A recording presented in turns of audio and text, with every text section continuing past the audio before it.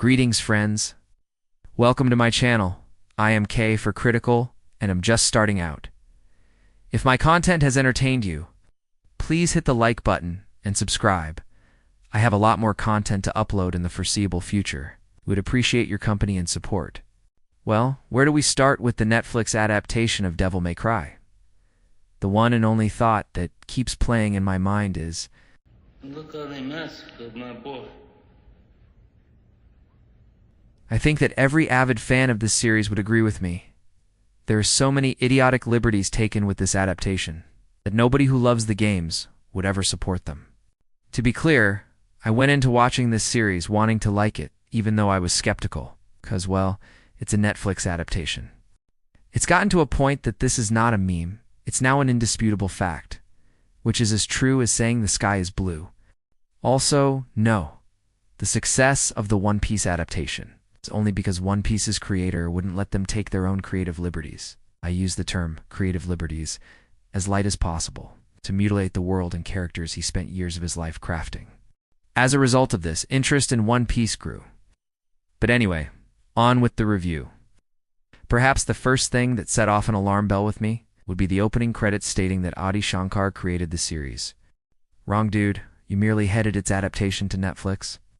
Poorly, I might add. There were so many other things that caused me to cringe while watching this dumpster fire of a series. I had a hard time picking where to start. The first thing would be the exclusion of Dante's iconic dual pistols, Ebony and Ivory. I guess they thought that guns with infinite ammo would work against their storyboard.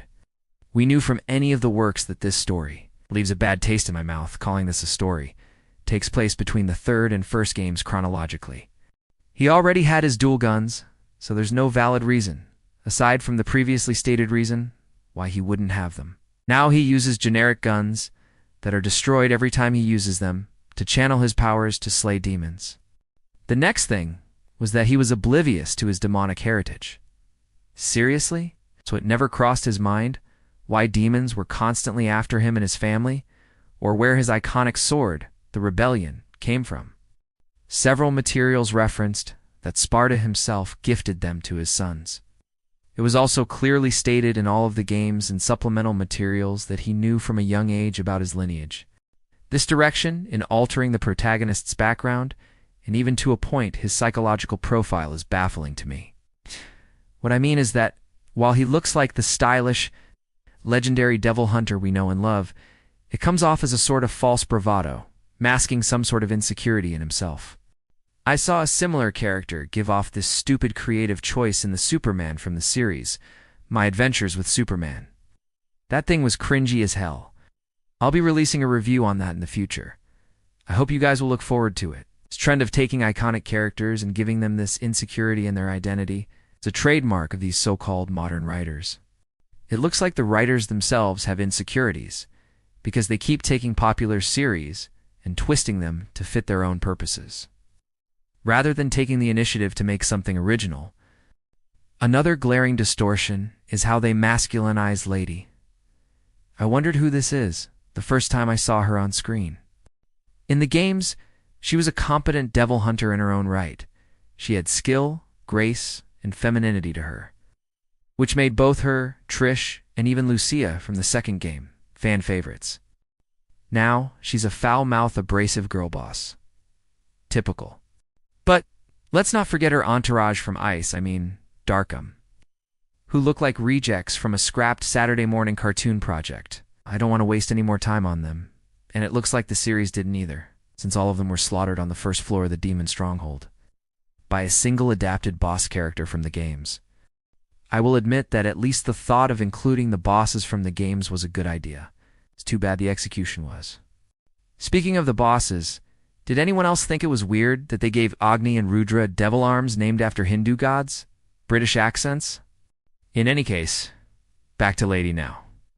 The plot armor they outfitted her with would crush Atlas. They made her able to suppress Dante with silly little tricks, and even punching him would hurt him. Dante, who could deal with powerful demons like they were child's play. Dante, the son of the legendary Dark Knight, Sparta. Really, but I will give credit where credit was due. With the serum that reacts with demon blood to create a volatile explosion. That was interesting. But did they really think something that works on low-level demons would work on somebody with a high-ranking demon's blood in his veins? Lady was the most standout thing in this whole series, and not in a good way. It's just the same tired, worn out, strong and independent woman who don't need no man. She hijacked Dante's position in his own series, even going as far as stealing his catchphrase.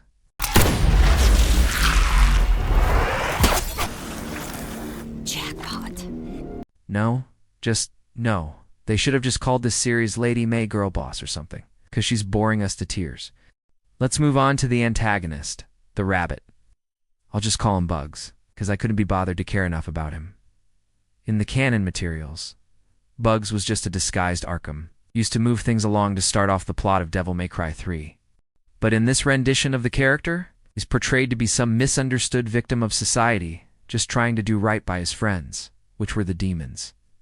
Speaking of the demons, this boring, lackluster attempt at trying to be creative by the writers, describing demons as some offshoot of humanity that was stuck in another world, adapted to suit it, was one of the lamest things I've ever heard. This trope, along with that stupid statement made by the throwaway scientist character, that demon world artifacts, or advanced pieces of technology, is another overused paradigm where people try to sound more intellectual than they are. Sometimes, magic is just magic. Back to Bugs now. They wrote him as this mastermind that had everyone and everything moving according to plan. There was even a whole episode of his and Lady's past. I think they just needed to fill an episode to pad the series. Nobody cares? What was his big plan? To open the portal between worlds? Using Sparta's sword and the two halves of his wife's pendant given to both his sons.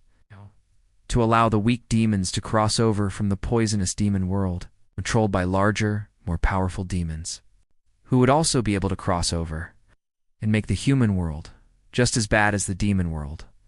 The thinly veiled attempt at disguising this, in relation to the border problem the United States is experiencing, also further exasperates apathy for this adaptation. I don't want political nonsense in my entertainment, you bastards. I already have enough of this in real life. But these people are so high on themselves that I just wasted my breath complaining. But the story falls apart here because Bugs somehow was a super genius who took some random shimmering rock that turned out to be capable of opening a portal to the human world. This defeats the purpose of needing to get Sparta's sword and his wife's amulets to open a portal. This was already proven since the first time he encountered Lady was after smuggling a bunch of them over, but they ended getting pumped full of holes. Just try again in a different location, outside a city or something. Does the portal only open in cities? Then how did he get an entire apartment complex filled with demons, undetected? You guys see how incredibly stupid this plot is? The most hilarious thing I saw with regards to Bugs is his demon blood doping to allow him to compete with Dante, making him a Temu version of Bane. At the end of it all, the crisis would be averted due to Dante defeating Bugs, thanks to Lady because, of course, the portal would be closed and all is well. Wrong, because I mean Darkham, wanted control of the portal, to nuke them and establish a prison, to detain demons on the other side, while American Idiot played in the background. This doesn't make any ounce of sense. You could see the writers just pulling the plot of this series out of their butts. The point was to keep the world separate, as Sparta intended. Oh.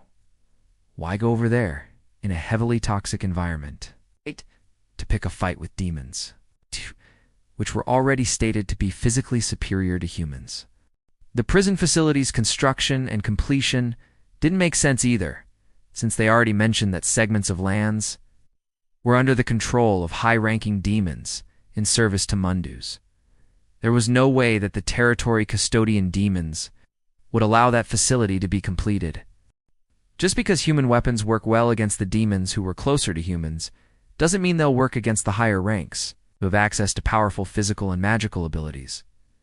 After a while, Dante's long-lost brother, Virgil, takes the scene and saves the imprisoned demons, rallying them to Mundus to fight against the humans. Oh, by the way, Dante ended up being tricked by Lady to be sedated and sealed away in some government facility, along with his mother's pendants and his father's sword. Now that I think of it, I think he dropped rebellion in some street. They never said what happened to it. Now, stay tuned for Season 2. Yeah, right? This thing was a steaming pile of poo. It had no redeeming qualities for any fan of the games. Clearly, Capcom didn't give a damn about one of its most lucrative titles being mangled either. The dismal Resident Evil Netflix adaptation was proof of that. Why? Simple.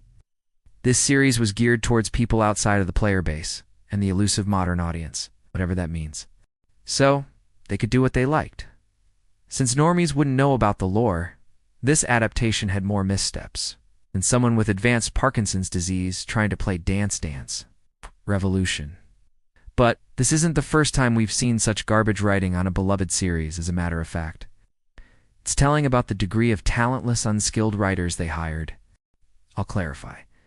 Talent is something inherent to the individual, and if properly honed, could be of benefit to them in accomplishing a certain action or application, while skills are something that could be acquired over time and effort, where its proficiency would improve depending on investments of said time and effort.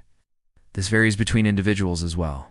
It's very rare for people to have both of these attributes and to utilize both of them properly.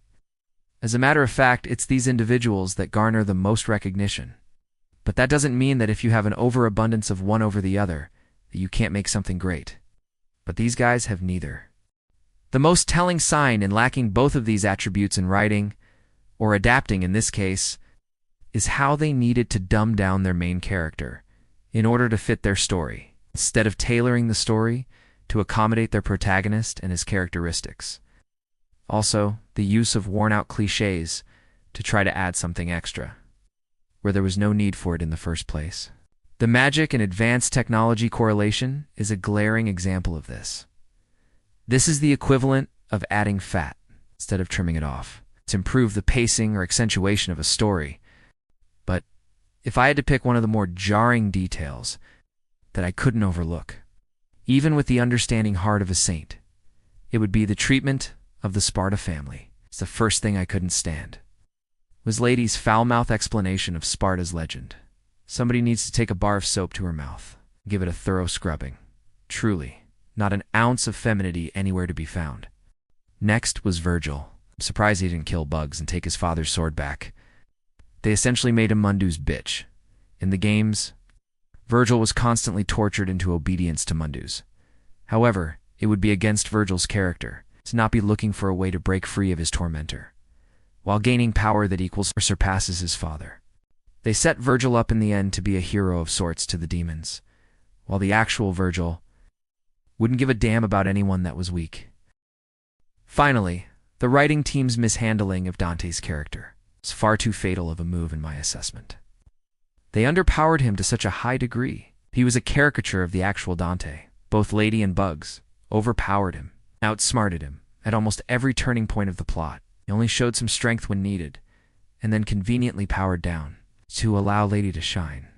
This shows a fundamental lack of understanding of Dante and why he's a cherished character amongst almost all gamers. For starters, Dante, in this series, seems to be far more emotional and uncertain of himself, causing him to get dragged along at everyone else's pace. But the real Dante, while appearing lax and carefree, has a near-heightened sense of situational awareness that was almost instinctual. Even if he were to be drawn into someone's plot, he would always navigate it with a lackadaisical attitude, while not ever losing control of the situation at hand.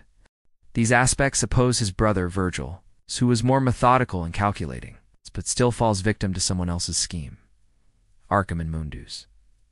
But fear not. I not only give criticism, but have a solution for them. There is a character that would better suit their story more than Dante, and that character is Dante. Yes, friends. This is the best devil hunter for this world of Netflix DMC, but I could only see him getting into a cuss-out with Lady every time they meet. The character sabotaging of the Sparta brothers aside, what the hell did they do to the devil triggers? All three designs of the devil forms for the Sparta family look lazy and cheaply animated. Sparta looked like some generic bad guy from a 90s cartoon. Virgil's Nero Angelo design looks bland and as intimidating as a butterfly, while Dante's looks poorly animated, and only just slightly better than the other two. This was especially apparent when compared to their video game counterparts. It's at times like these, I wonder if the writers ever played any of the games, or at least watched YouTube videos made by people who love the games and post comprehensive videos on the lore. But we all know the answer to that. A resounding no. As I recall, the writers for another infamous Netflix adaptation, The Witcher, boldly said in an interview that they hate the lore and want to do what they want. It's clear this is the same situation plaguing Devil May Cry. You, as a viewer, most likely ask yourselves, when will they learn? But the answer is most likely never, at least until accountability re-enters the chat, and the practice of failing upwards is eliminated. As the way things are, we'll live to see everything we love and care about warped and bastardized into an unrecognizable state. That's the end of my review. I hope you enjoyed it. I hope to see you in my next video. One more thing before I go. This isn't an anime. This is closer to the animation style of Warner Brothers Animation Studio than anything else. Bye.